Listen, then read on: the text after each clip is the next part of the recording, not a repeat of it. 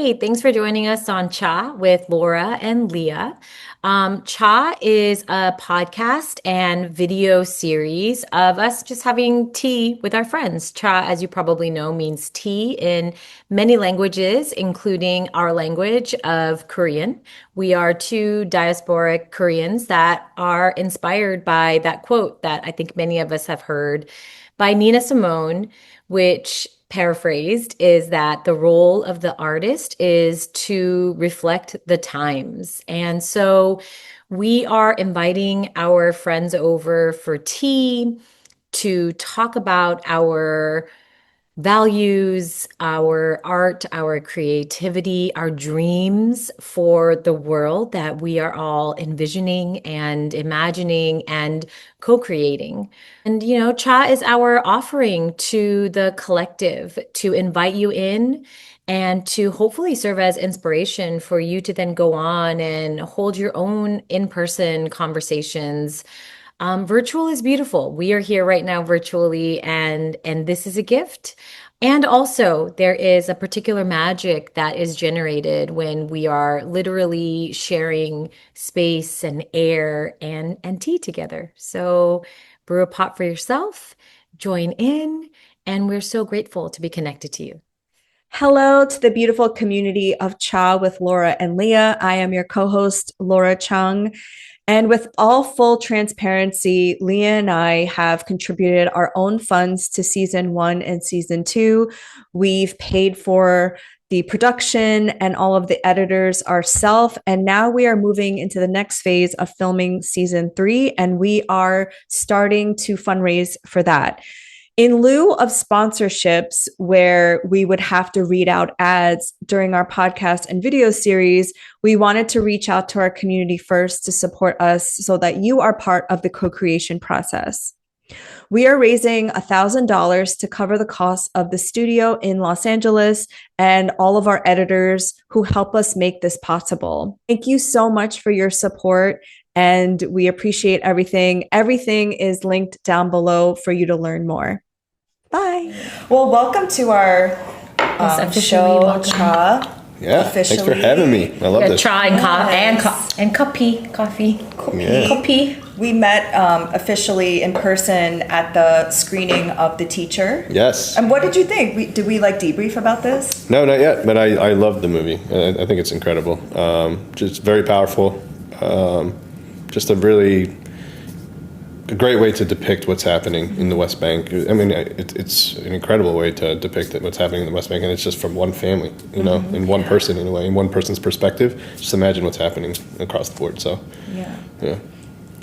I was saying that it's art and it's film, but we see it happening on our phones in real time. Yep. Too. Such a trip. So exactly. It's kind of like it's like a head fuck. Yeah. Literally. Yeah. I agree. It's. I think mind-numbing is the way to put it. Is you see it so consistently every single day, and then having to go, to screen a film. It's almost in a way you go to movies to like escape and get out of your head. But now we're at a point where we need to, one, support these films because they need to be out there no matter what across. Internationally. Because it's against erasure, right? It's literally, yeah. Refusing to be erased. And this, I think the beautiful part of what's happening is that these films are now becoming, going into the limelight in a way. And the global movement where everybody's now understanding the plight of the Palestinian people and what they're going through daily is now just piquing their curiosity every single day. To the point where they're going to watch these movies. They're going on date nights to watch, a film about, what's going on in the West Bank or No Other Land. And the fact that No Other Land is winning awards like it did, and Palestinian movies are just getting that platform that we've always wanted. Even though we see those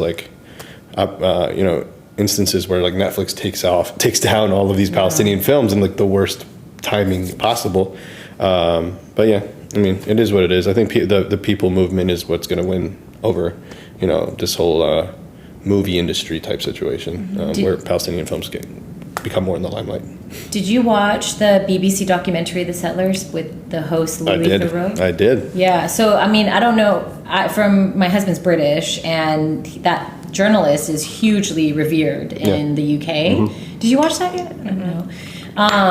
And the fact that it was produced by the BBC. Yeah. You know, all of these things have a paywall, which is so annoying. No, I sent you a link. No, I know, but I'm saying like that's because it's US though. Like a lot of these like Palestinian films are in these like indie theaters. I could only watch No Other Land through a VPN. Yeah, and that's a lot of people are doing that, which is crazy. I mean, you have to go through all these loopholes, but people are doing it, and they're making sure they witness this. So exactly. Yeah. I mean, the Louis Theroux documentary was like extremely powerful in a way because, to be quite honest, the guy didn't do very much other than let them speak. Them reveal themselves. Exactly why I loved that documentary because. It wasn't probing in a way, it wasn't guiding them, wasn't steering them in any way. It was literally, so what do you think? Yeah, exactly. And then they're like, blah. They were just spewing their hateful ideology. Do you want to throw things at the screen? Of course, I mean, anytime I see Daniela Weiss anywhere, you want to like break everything in your path. In the flesh. She's literally she a demon. has a demonic frequency. Straight up. No, we can feel it from here. Yeah. But do you sometimes feel annoyed that it's like a white man that is like that has to do it and then gets the gets the accolades. Yeah. No, in a way, it's here's the best way to view this is for people to get the mass viewership for some sick reason. That is the type of person that needs to put it out there in a way. Yeah. So he's so revered as a journalist, and he's a white British man with an accent that literally went into the heart of the danger that is the settler colonies and pogroms and whatever the hell they call it. But it's just seeing that perspective and having him like in one part of the documentary, he's like scared for his life. Like he's like crouching in this dark room, like with the family being. He's like, "Yo, is this like? Are you guys scared?" And they're like, "No, it happens so regularly that we're so accustomed to this. So like, yeah, we're scared, but like it's just a constant fear that we have all the time. It's baseline now." And that concept to him was just like, what? Yeah. And to see that in its rawest form coming from this like scared white man is what people need to see and hear. So I think in that aspect, it's good to come from that because if it's a Palestinian person doing a documentary in that same situation, I don't think it's going to get as much viewership, unfortunately. So he's a white man, a privileged man, who is using his privilege in a good way. Yeah. So I think there's that piece. And then the other piece is to critique the overall like culture and system that continues to only uplift to that certain persona, right? Yeah. Like I think we can be like, hey, I'm glad that he made this documentary. Mm-hmm. And like, whenever we get to a point where we'll just believe Palestinians telling their own stories. Literally. I mean, you're seeing it across the entire Western media. It's, you see so many interviews on like the Piers Morgan show or all these like would you ever go on that show? I just want to go in there to like destroy him. That's all I want to do. I'm like, I just had a vision of you in one of the rectangular boxes. I even like invited. I tried to invite myself. I put it on blast. I was like, I genuinely hate being on camera like for interviews, and I'm like on this right now. But I think in general, like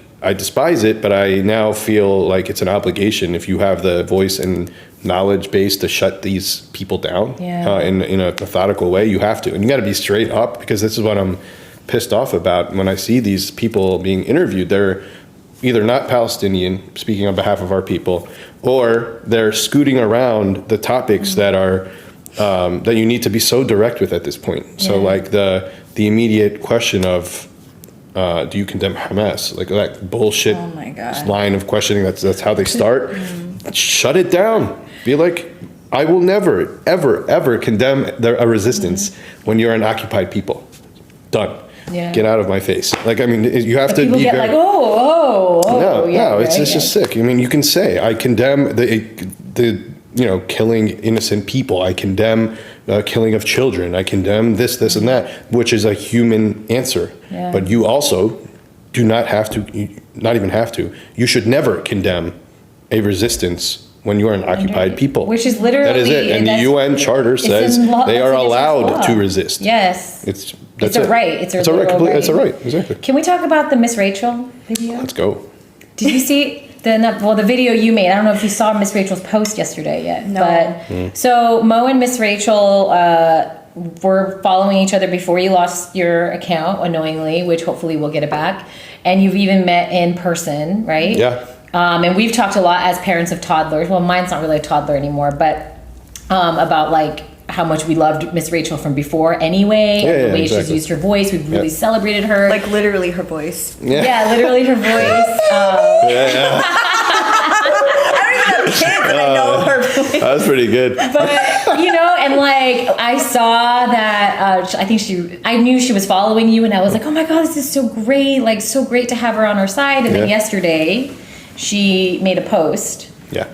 She first made a post about Rahaf, the girl, who's malnourished. Yeah. The malnourished young girl in Gaza, who's like skin and bones. Literally.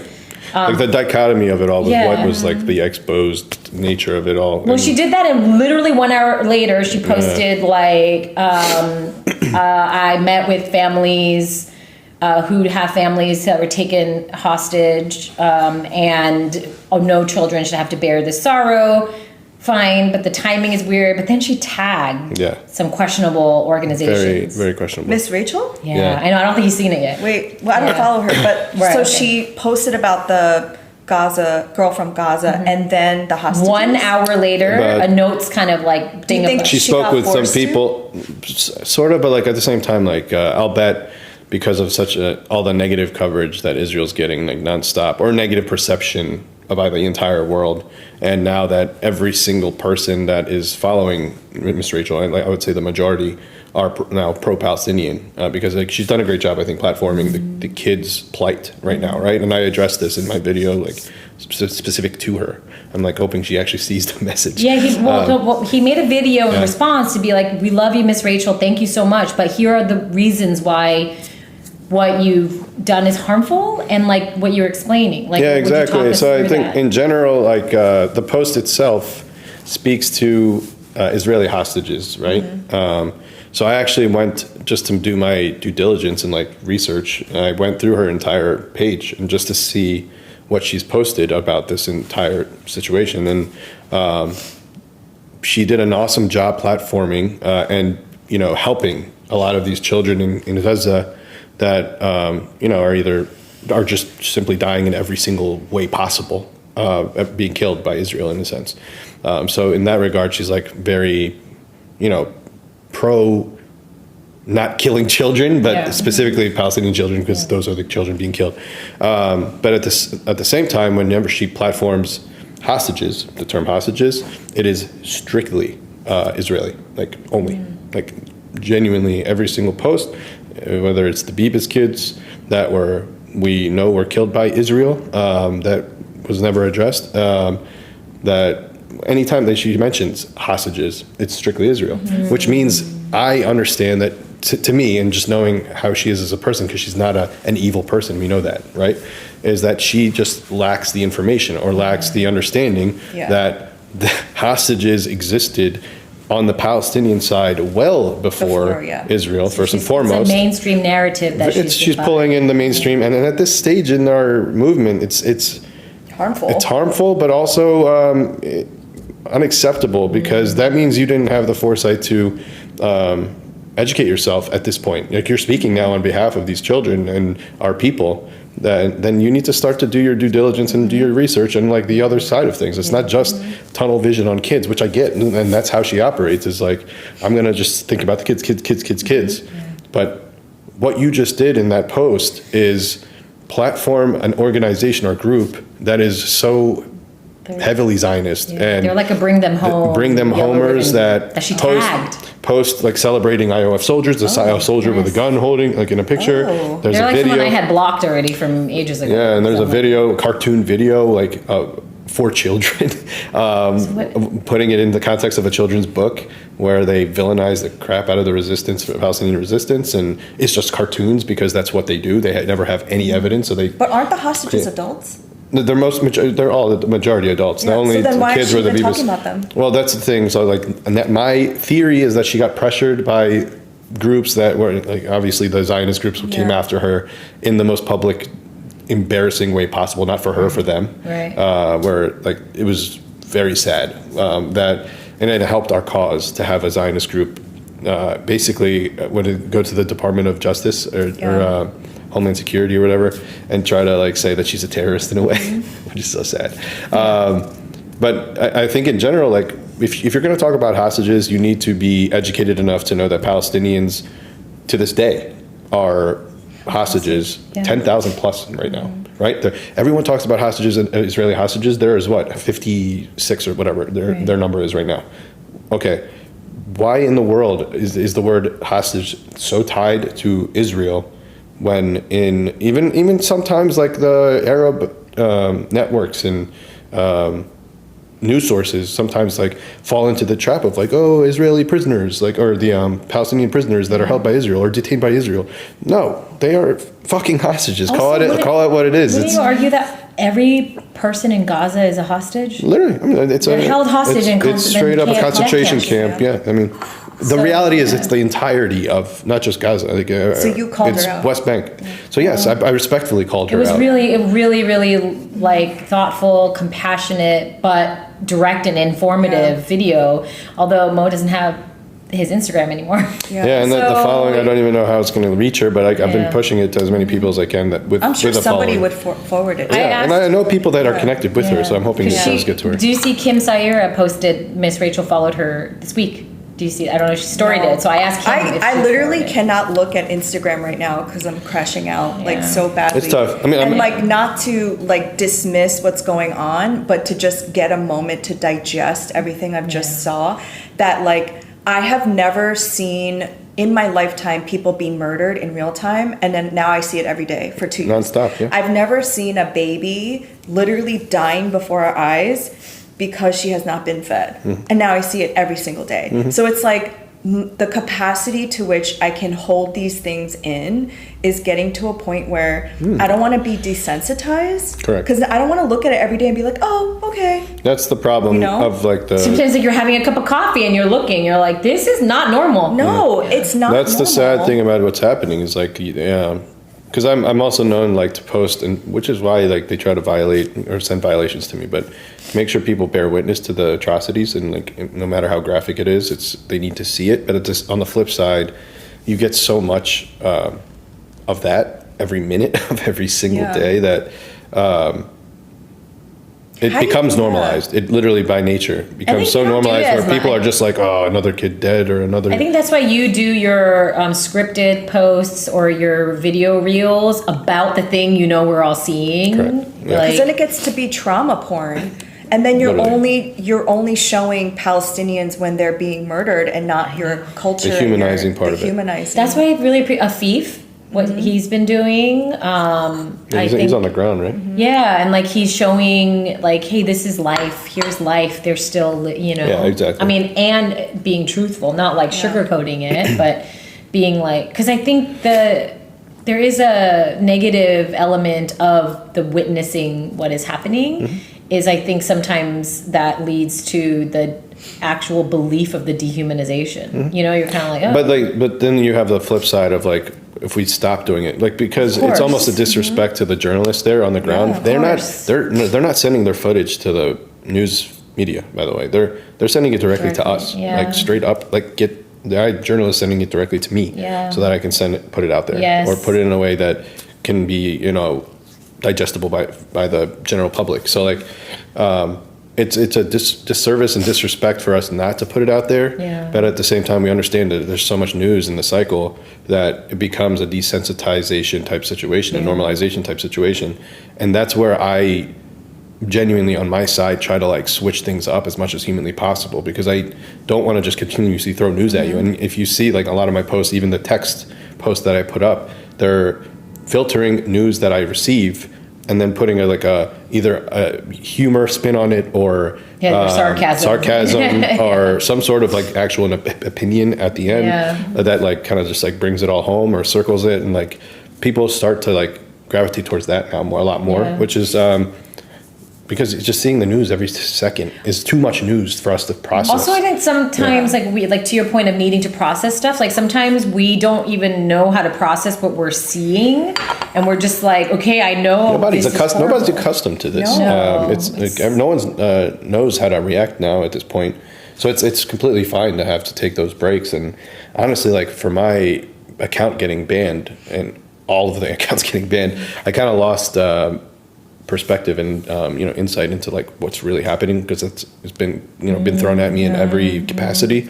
But starting like my other channels and trying to have a larger voice on the other channels that I'm trying to build from the ground up, like people are starting to send me things here and there. But that little tiny break, I was like, all right, let me just reset my brain emotionally, take a slight pause, family time and things like that. That helps. Yeah. And it helps anybody. So I like definitely advise people to do that, especially that are so like in the weeds of things every day. But don't feel like, I know it's hard to say, like don't feel the guilt, but you're going to always feel the guilt. But give yourself a break when you can. I know it's sad to say that. It makes me angry actually to say that, because people in Gaza don't get a break, or people in the West Bank don't. I mean, there's just no break at all for them. So why am I sitting in my place of privilege saying take your breaks? But I'm only saying this because it's a lot of people are awake post October 7th, and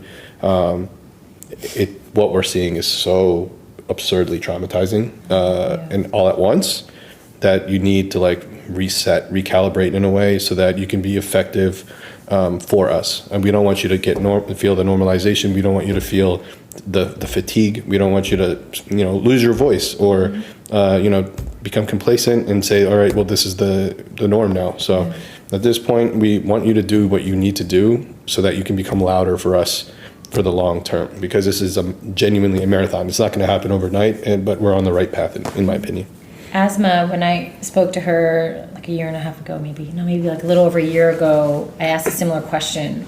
I asked something based on what she had posted, and she was like, you can take a break from the images, but don't take a break from the cause, right? Because just because you're not consuming and being inundated with like that in the moment news, it doesn't mean you stop caring. Like you still, like you're still figuring out like what you can do to help in some way. And so I don't think that would ever change just because like, you didn't have your phone or whatever for a bit. Yeah. What do you make of the censorship though? Like, do you think it, Well, considering I'm Exhibit A now, it's sickening, but I think now it's at the point where because of what happened to me, what happened to people like Subhi, right, Yusuf, he kept trying to come back. He's all over TikTok. Yeah, he's got a great platform, I think, in general, which is great. I mean, a person like him can try to bounce back very quickly. It's like, I guess my thoughts on censorship are now it's gotten to the point where it's so overtly in your face what they're doing. It's not even like blanketed or like there's a question about it. Right. It's just very They don't even obvious. give you a read. They're like, we're just censoring. Nah, you're going to get cut off now. Right. Yeah, exactly. And that's what they did on all three accounts, is that you removed my main account without a violation, without even an email notification, and without a means for appeal at all. What was the video that you think did it? Like, to be quite honest, I called out Jordana Cutler, who is the chief Israeli policy officer of Meta, and she was at this JNS conference, which is like this ridiculous Israeli publication that puts out lies every 10 seconds. But she's on the podium, basically like literally saying we favor Israeli content over Palestinian content. Right. She says it out loud, and even it's the most insane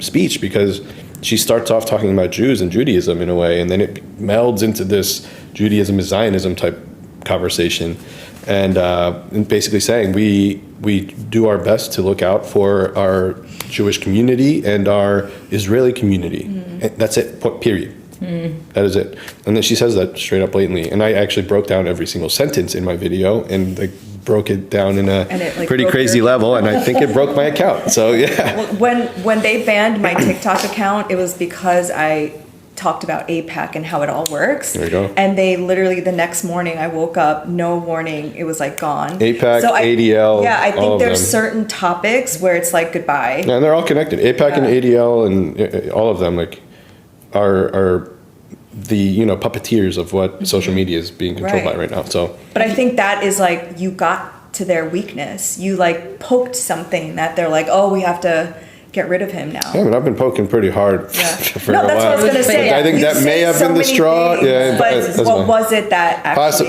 That was my guess. Is like, have you rebuilt your account since? Because that was a while ago now, right? Yeah, but honestly, it's like I'm so I'm gun shy sometimes now because it took so long to get it to. Like, I think I had 150,000 followers. So annoying. And it was like videos, like same experience, like videos that I had since 2020. Did you lose everything? Or I lost everything because they wouldn't even let me download anything because it was just gone. I lost it all. They didn't even give me that link, and they knew what that would do. Like they knew that's a way to silence you. Yeah, because you could just download and repost it. My newest account, like they didn't catch on to it, so I was able to download my 2 videos that I posted. Yeah. But they knew for a fact, do not give him the opportunity to. Oh, like when you went into the settings section. Yeah, they usually like if they ban you, they'll say sorry, we've suspended your account, or you no longer can access your account. Here's a link, or would you like a link to download your content? You say yes, they send you a link, you download it, and you're good. For me, no option. So it just shows you that your content had a lot of truth in it that they don't want people knowing. Yeah, I mean, I think the not double-edged, but like the gift and the curse of it all is like it was so overt. Like what they did to me, and Subhi and all of these other accounts that are just literally speaking truth, and putting it out in the open. They just don't want that to be out in the open, and it just showcases that Meta will genuinely go down in history as facilitating the Holocaust of white people. It also just shows how fragile they are. That it's hanging on they're scared. by a they're scared. Spider cobweb, and it's like that. Me, exactly. Your one account is person. that threatening. It's like it's built on insecurity and fear. 100%. So it's kind of like. Exactly. I mean, we do get the last laugh technically. Exactly. It's also getting to be. I tell this to Leah all the time. I hate being on there. Yeah. It's such a bad vibes place. It's just going to get to a point where nobody wants to use your fucking app anymore. Well, that's the thing, and that's what I said in a video post banning, which I sent to everybody to just infiltrate Meta with it. Was like my last statement was essentially, everyone's going to put out my content no matter what on whatever platform, but just know that. Like genuinely, we are going to burn this entire, app and social media platform down the second Palestine is free, in a way, because people are only on there to consume information. They're only on there to like really not just consume, but also like convey and put out the news that our journalists on the ground are putting out to us, no matter what platform. So Meta, we're genuinely using a Zionist platform in order to destroy Zionism. And that is what they hate, but they can't stop that. And eventually, like I said, they're going to go down in history as facilitating this Holocaust and genocide of a people. And they're eventually going to wither away and die. So. Wither away and die. Before October 7th, were you making content about Palestine? Yeah, I was, and I was like trying to do, honestly, like when I was angry, I did a lot of content like that, similar to just like release. Yeah. And but very educational too. Like I wanted to make sure every single thing about my account was fact-based, because the one thing that we don't want to do is like fall into the trap of becoming a Zionist entity that loves to lie and put out propaganda every 10 seconds. But that's what I started off, is just really just teaching people, because they just didn't know. Because I have a friend network that is not just Arabs and Palestinian and Muslims, so it started off very small. I had like 3,000 followers before October 7th, but sorry. That's okay. Oh my gosh. Let me grab that. Is it? What a lovely sound. Oh, is it an alarm? It's an alarm. Okay. Yeah. Sorry about that. No, it's okay. No biggie. So I started off as just educating my friends. My friends actually started, when they started to understand the true nature of what's happening, they actually helped in like garnering, their networks to understand what's happening to the Palestinians it was slow growth, but October 7th was like that awakening in a way for everybody, as we call it. And that's when like people started to watch my older posts to just start to understand, the foundation of what's happening. And then as I started to notice that people from all over the world of every walk of life is actually like engaged and interacting and wanting to learn, when I noticed that, and I had a very good pulse on that, I just went all in terms of like content. I wanted everyone to really truly understand what is happening. So in every aspect, because sometimes people only compartmentalize Gaza, right? It's just Gaza. No, it's a whole systemic issue of apartheid and occupation that we've been dealing with for 77 plus years. So do you feel like this time is different?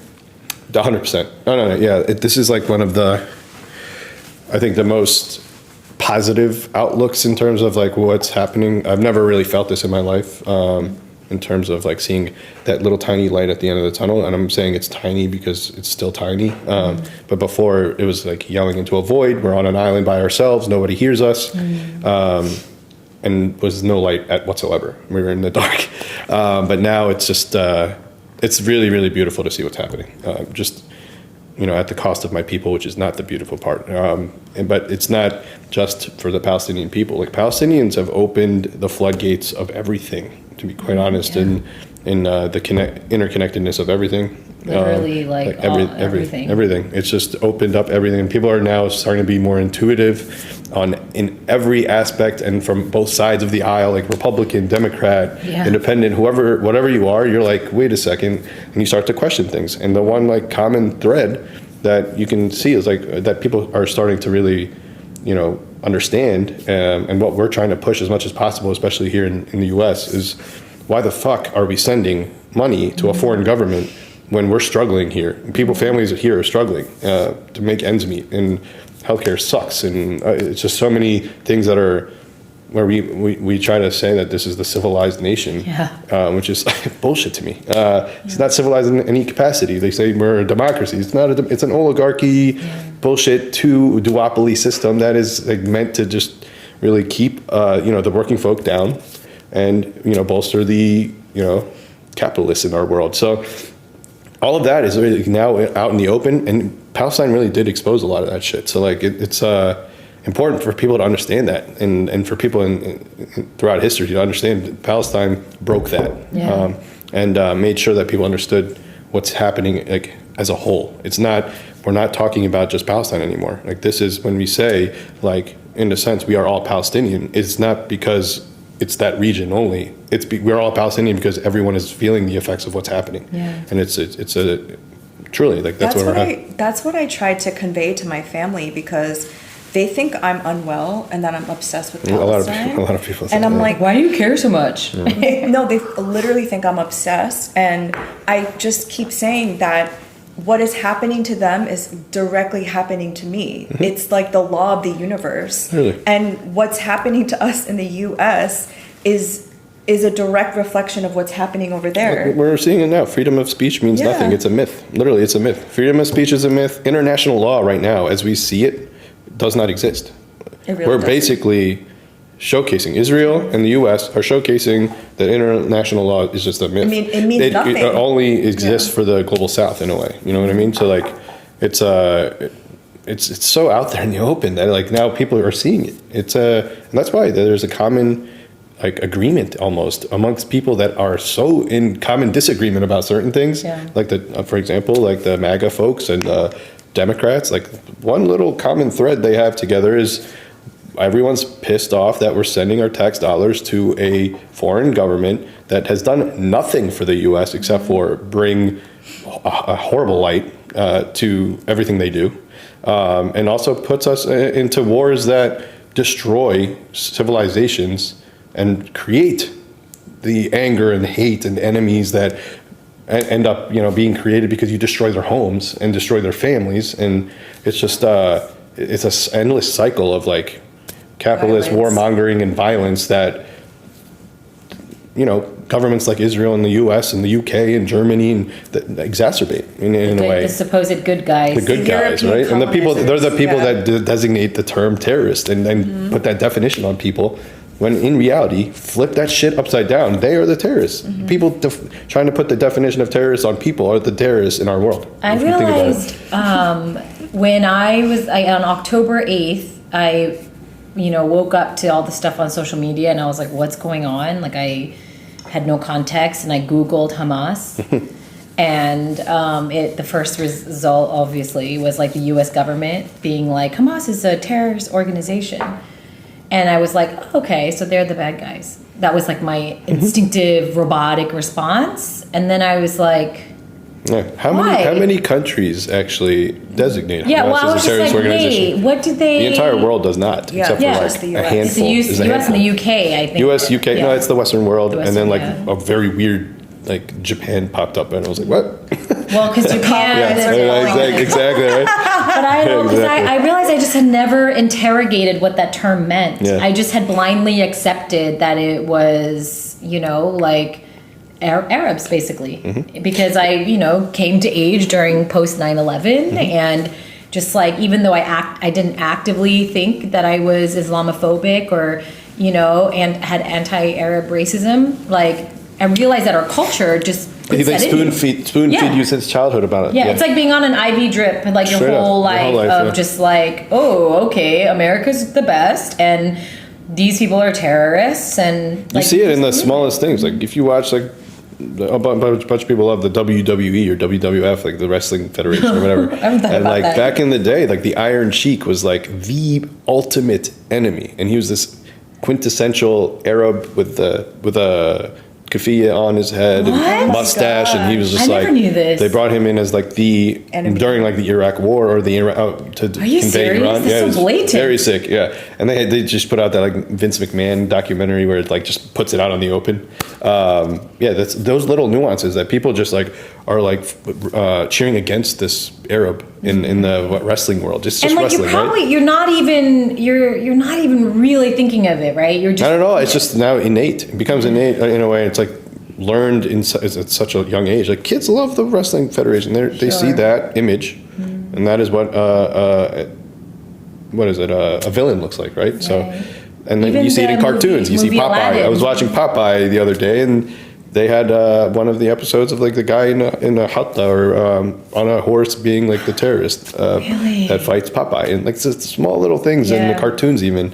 It's brainwashing. It's literally brainwashing. Well, is it because media is so Zionist? Well, not that's the thing. Is like that's not just the Zionist media, but yeah, I mean they have a heavy, considering like Hollywood, I think in general is like so driven by that. And I think the concept of saying that FYI and them saying that that's anti-Semitic is just kind of gross to me. Because if just put it out there in the open. Who's running a lot of these things? It's not anti-Semitic, it's anti-Zionist. No, it's literally anti-Zionist. Yeah, it's straight up. I mean, it is what it is. They control our media and they control movies, and they are able to, like, but on the flip side though, to say it's just Zionism, no, it's also our system here in the Western world. So like for example, the CIA has heavy influence on movies. For sure. Anything that anything military, they're associated with Marvel. They're associated with anything that has to do with the military. They have a hand in it, and they need to make sure they are conveyed in a certain light where they are the heroes and everyone else is the terrorist. And that is very direct. United States of America. America, fuck yeah. What was the name of that movie? No, that said that? That's actually South Park, I think. Or not South Park. No, it's the movie. It's the puppets. Yeah. I forget what it's called. Is it the one with there's something Force or something? Oh, yes. Yeah, that one. The one with Kim Jong Il. Yes, it was the puppets. What the heck is that? I forget what it's called. Is it American Force or I forget. Oh, something like that. Yeah, you're right. You're crazy. But because you are Palestinian, your whole family is Palestinian. How do you, what is your outlet? Leah told me that you're an artist. Yes. Well, not artist. I mean, I wouldn't classify myself as that. You're an artist. I just do it as like a hobby. You're an author. So couple of children's books. Yeah. Did you illustrate those two? I did illustrate. So I illustrated the first one in totality, and then the second one is I illustrated like the core foundation and sent it to an illustrator. You are this, and this is something I think people would know about you. Yeah. Right? No, where not can at I all.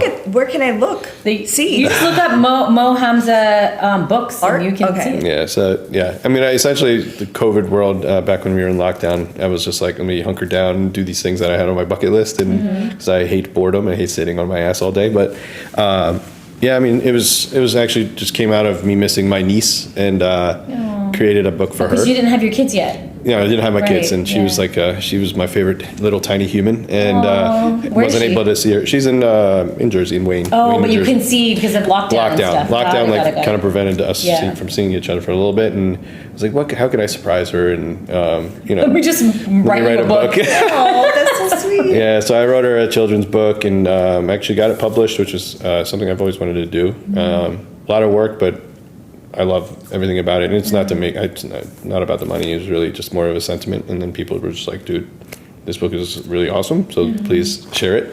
So I ended up, putting it on Amazon and had a website to distribute it. And then I had my kids, or my son at the time, and I was like, man, he's going to grow up and be like, what the fuck, Dad? You wrote want a my book cousin too. a book. So I wrote him a book. Now you have to write your daughter a Yeah, book. now I have to do that at some Ooh. point. Yeah, I don't want her growing up hating me either. So Yeah, she'd be like, why did my dad not write me a book? yeah, it's an origin story of.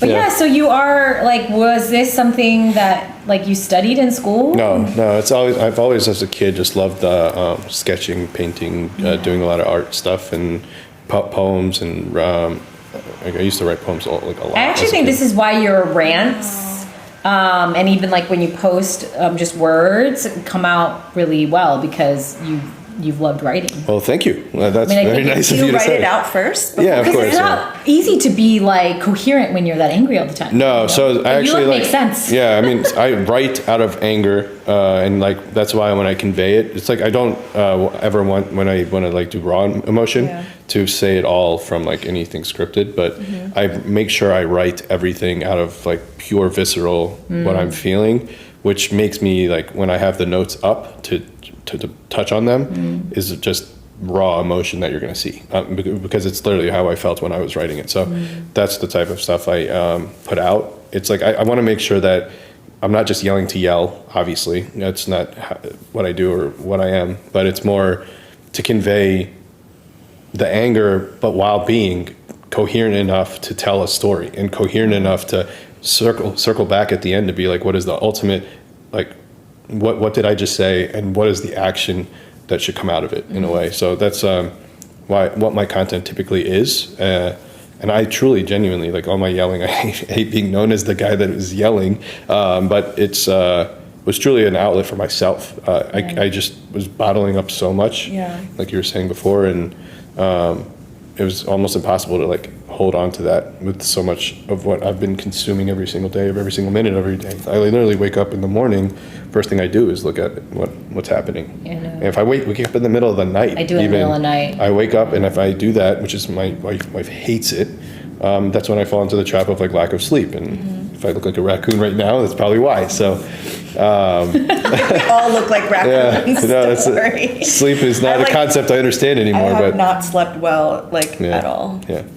But you also feel guilty sleeping, even just like I don't know, just like No, and constant that's the guilt. thing. Once you look at the phone in the middle of the night, it's like you fall down the rabbit hole in a way, and you just can't stop. And that's when I get my ideas and get my middle of the night when it's quiet or when the kids aren't awake and everything. That's when I can start to write or start to put stuff together, and then and I'm awake the entire night trying to like get all this content out. But it's Well, we're talking necessary about for me. This like need to compartmentalize, right? Because especially you're a father, you got 2 young kids, and you work. Yep. So Like you have a full-time job. I do. How do you? And have most time people for all don't. this? Yeah, don't know that. I know. I'm Yeah. like, you're not just a content creator. Yeah, you right. put out so much content. Like, do you do it like in the just office doesn't in the sleep. back or something? No, so I mean, I try not to do that ever, but because that would be bad, a fireable offense in a way. Yeah, so I just Who do. is that yelling in the Yeah, live he's laundry? like- Light in the closet. Yeah. That's hilarious. No, I try to do like content, like I said, in wee hours of the night. It's usually post kids going to sleep, and then sometimes even when I wake up in the middle of the night or right before work and stuff. And if I do get ideas, I try to stay off of like seeing all the news during the day at work, because then it just it's going to divert me from everything I need to get done for the day. But I like to catch up, obviously, post work. So, and the good thing is that my wife has been pretty incredible about this, knowing like how I feel like there's a deep sense of purpose in what I do, and she understands that there is a deep sense of purpose in what I do, and is encouraging of it. So she lets me like find my spaces, and sometimes I'm like staring off into like sad, depressing land, and just lets me like be in a way, so that I can just like process it myself, and then do what I need to do. So she's been pretty great with that. How do you relate to your kids? Yeah, I mean, they're the driving force for me. I mean, to be quite honest, and it's tough because I don't want to get crazy emotional about it. But the kids, to me, are the reason why I do what I do. Straight up, they're like, my kids are my lifeline. They're my like literal air that I breathe. Straight up. So you build a better world for all the kids. You have hope. Yeah, it's the only reason. Like seeing kids like losing that hope every single day, getting robbed of their life in the ways they are. You can't help but to like link it to your own kids. Like just imagine, right? Having your son and daughter just poof gone, or watching them like in pieces and things like it's just, or starving in front of your eyes. It's all as a parent the most difficult thing to watch, and that's why I like genuinely.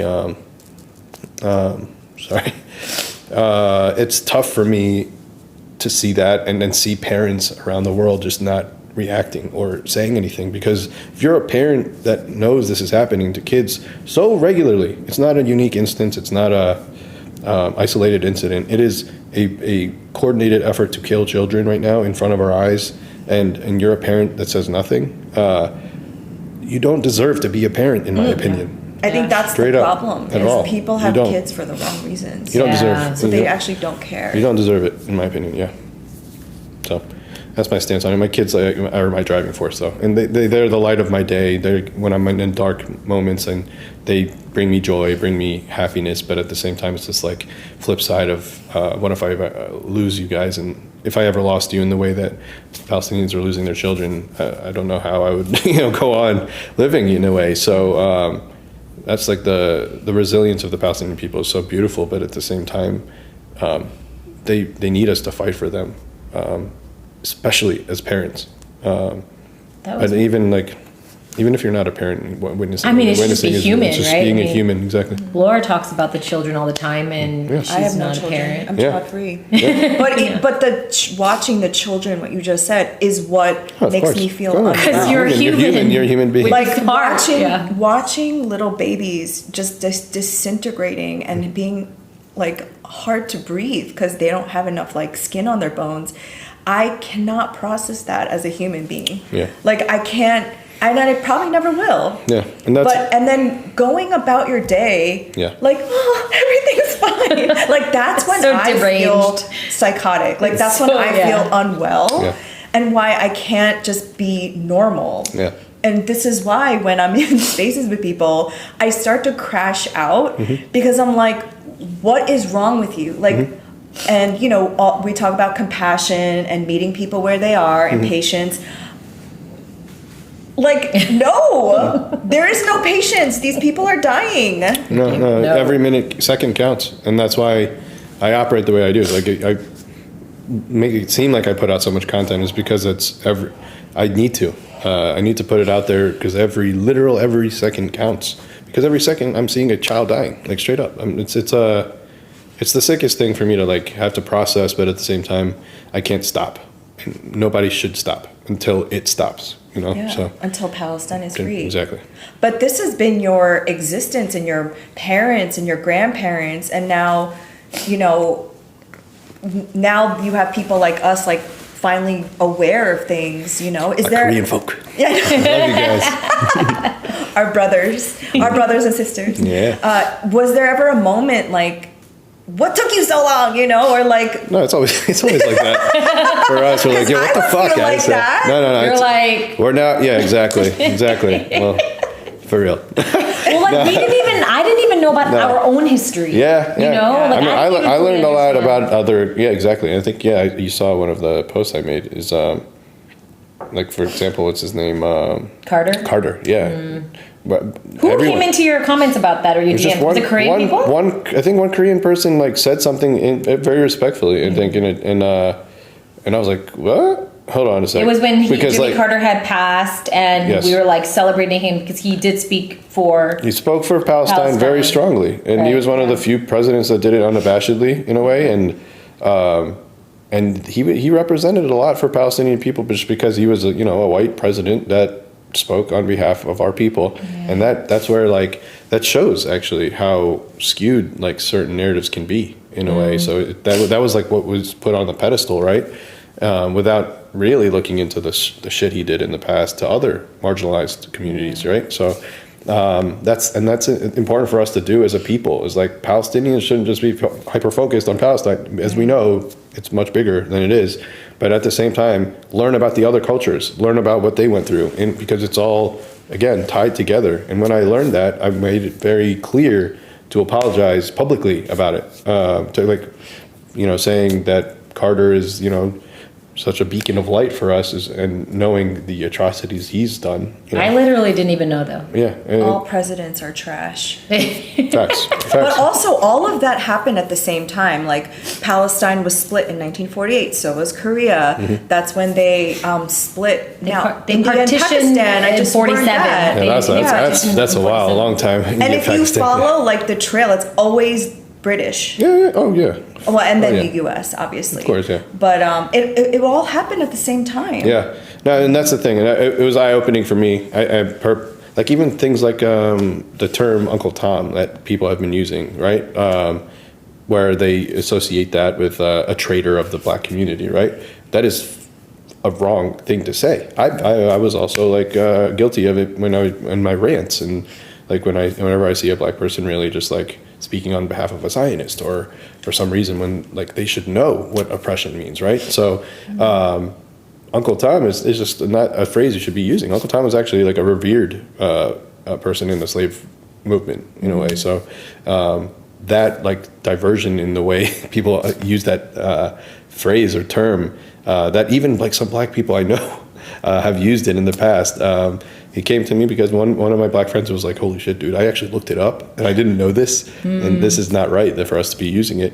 And that was something I took out of my lingo immediately. So you need to make sure you learn about these other marginalized communities, because ultimately we are one people. We are all for humanity. All, when I say all, most of us are for humanity. And we have the same oppressor. Same oppressor, exactly. All connected. Yeah. But I think it's the openness to learn and the care of other people, because I think that focusing only on one's own people or one's own trauma or whatever is what actually feeds the oppressor as well. Correct. So the more you can be like, wait, I care about you, you care about me, that's how we I think really Agreed. change things, right? Agree. And so it's hard to do that though when you're feeling like you're the one that's most whatever in the moment. Yeah, I mean, I'm not going to lie and say that I'm like talking about every single marginalized community. In No, my, but like on when my someone platform. came to you and said something, you were like, oh, you were open to Oh understanding yeah, more. that's the thing, and you need to be, and you have to be able to own up to your shit too. By the way, so like, I notice people like post things that are blatantly wrong after the fact, and they just brush it away and then continue on. No, you need to address it Right. head The on. accountability, You take your yeah. accountability, because that is how we operate. And we, as a movement, is take your accountability. If you fuck up, if you lie, or not lie, but if you put out anything that is not fact based, that is actually debunked or whatever, get on camera, or put it on your platform that you built to your people and say, sorry, I actually got this wrong. I apologize. That is not what I stand for. And just own up to it, and you'll get, in my opinion, you'll get my respect immediately if you do it, if you approach it that way. Yeah. So, what time is it? Right, time to. For wrap it up. Yeah. Well, we have some rapid fire questions. Oh, Yeah. let's go.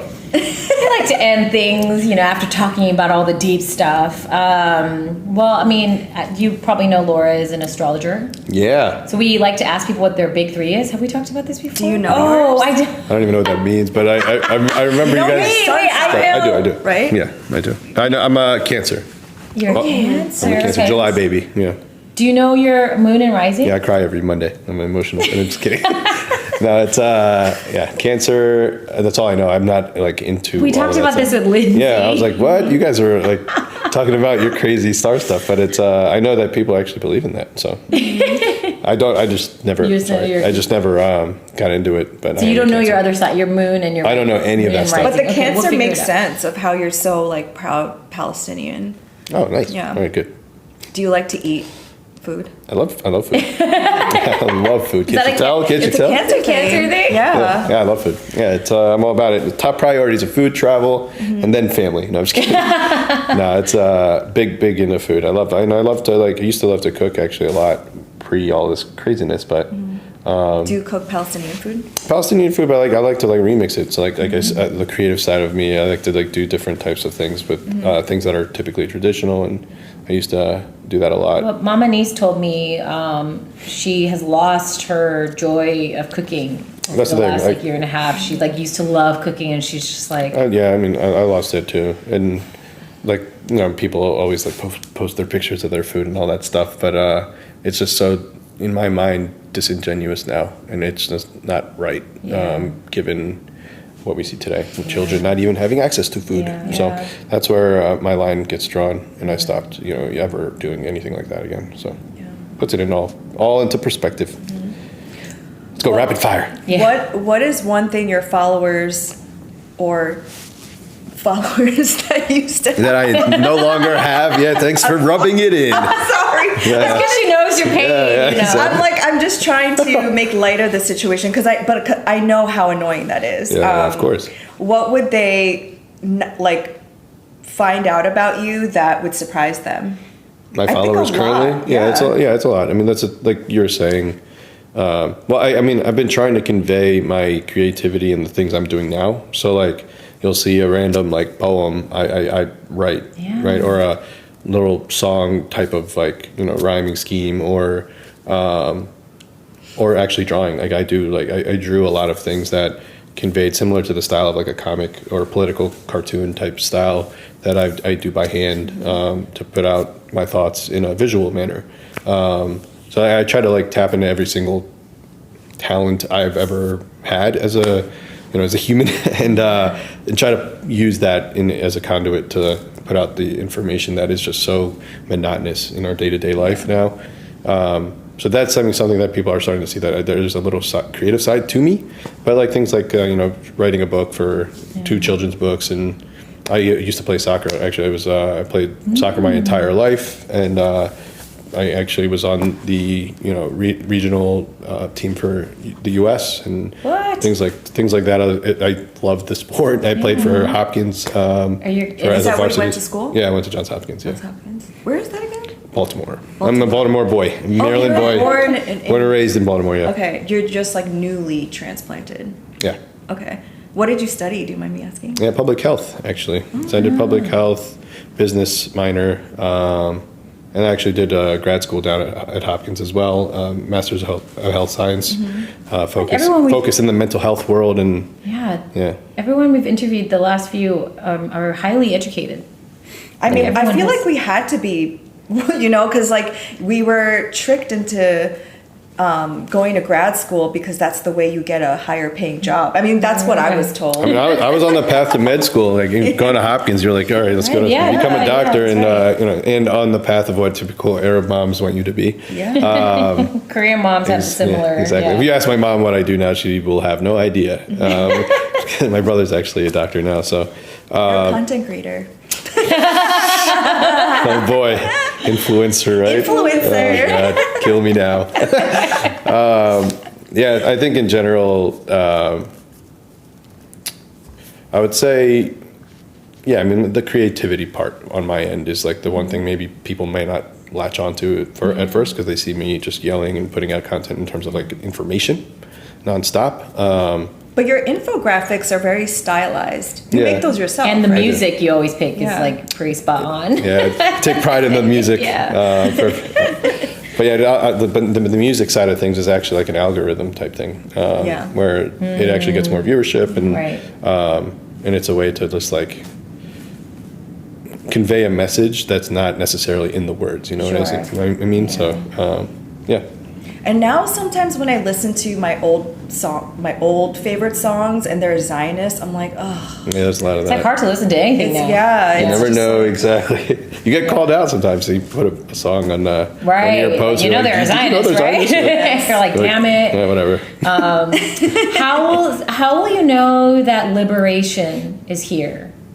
Like what, you wake up in the morning or in the middle of the night and like what will, what will the golden question, one state called Palestine, in my opinion. There's no such thing as a two-state solution. It's an illusion. I like to call it that, the two-state illusion. Not because it's like we don't want peace with anybody type of situation. Because if you look historically, the Zionists like to attribute all the breaks in the deals to us, to the Palestinians, when the reality is that it's false. Any deal that was declined was because the two-state solution included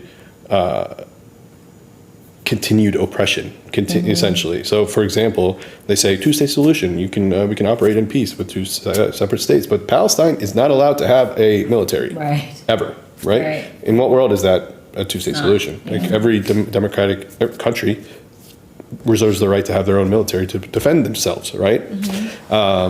And that is something that's never on the table with these two-state solutions. So we're like, fuck that. So one state called Palestine. One state called Palestine. And if you want to live in peace and harmony with us, and you were born as an Israeli, you're going to have to suck it up and call yourself Palestinian and revoke that citizenship / passport.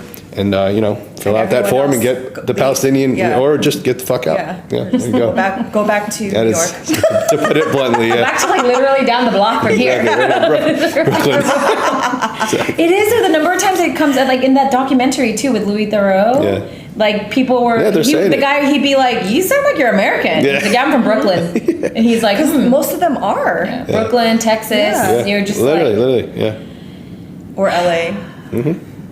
So one state solution, free Palestine. Free Palestine, and when I know we're truly liberated is when I see a child walking hand in hand on the beach of Gaza, feeling just joy, no fear, and that is, I think, the true meaning of freedom and justice and liberation for our people. Yeah. So then, what would you do with your time if there was no such thing as occupation? I'd be in Palestine right now. Like straight up, I would love to be there. I would take you all with me, and we'd all have a grand old time one day, inshallah. Inshallah. So to have all of you, sipping on some tea, and with the ergile or whatever. I want to like breathe in the air. I hear about like the air, the smell. It's amazing. I don't know. I told you on the first podcast actually. I was there like a month right before all the madness of October 7th. Literally, you were there in September 2023. Yeah, and it was an out-of-body experience. It's the only way to describe it, where you feel every single emotion you could possibly feel at one time, which I've never, ever felt before. And it's not something that any human is accustomed to, where you feel pure anger, but so much joy and happiness for being there and watching your grandparents' home that's currently settled with settlers in there. But at the same time, feeling like that longing in a way that your great-grandparents were living there at one point, and the fact that I'm here and my aunts and uncles aren't able to go here, but they're like living through my eyes in a way. It was all so crazy to me, the concept of Palestine, me being in Palestine, and they're probably never going to let me in now until Palestine's free, given everything I've been doing.